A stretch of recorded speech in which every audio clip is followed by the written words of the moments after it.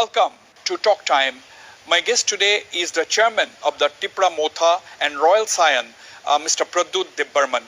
Mr. Pradyut Debbarman, first of all, welcome once again to Northeast Live. Thank you for having me, Vaspi. Welcome, always a pleasure. You see, there are a lot of developments taking place in Tripura. You have remained absolutely steadfast in your demand for the Tiprasa people. You want maximum autonomy for them. You want their all-round progress, whether it is in the economic field, whether it is in the social field, whether it is in the educational front. What is the status now? Yesterday, you had a very long, not yesterday, I would say, before dawn today, it was past midnight, that you had a talk with the NEDA convener, Dr. Himanta Biswa Sharma. What was the talks all about? No, it was regarding the appointment of the interlocutor. Right. And along with me, my president Vijay Kumar Rankhol, Brishiketu Debbarma, Vishwajit Koloy, Mewar Kumar Jamatia, they were all present. Right. We had a very long discussion, and we have pointed it out to him that there was a commitment given to us by the Home Minister of India, and we would like that commitment to be honored. He has assured us that he will look into the matter and ensure that the process is initiated. Right.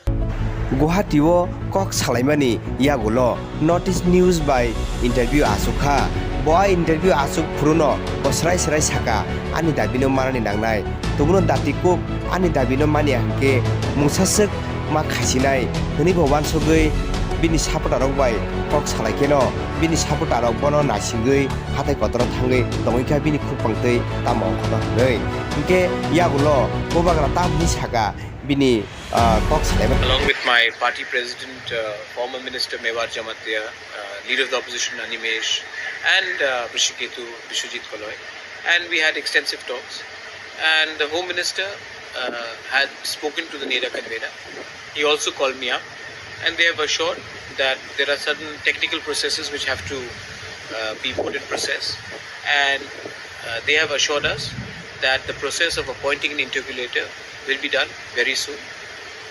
They asked us to be patient and to trust his word and commitment on it. And today, the NEDA convener will also be issuing a statement regarding the same. So, therefore, we will wait and see what the statement is, and then of the interlocutor.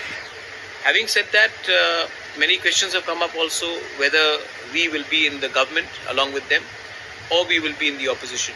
We are very comfortable where we are. We know that we were elected by the people to raise the voices, and if we sit in the government without our issues being addressed, then we will be doing a huge amount of injustice to our people. So we have decided that we will not sit in the government, but keep on raising the voices of our people, the grievances, the problems of the indigenous Tiprasa, and till the time there is no complete solution to our demand, we would rather sit in the opposition than sit in the government and become silent. So that's our stance.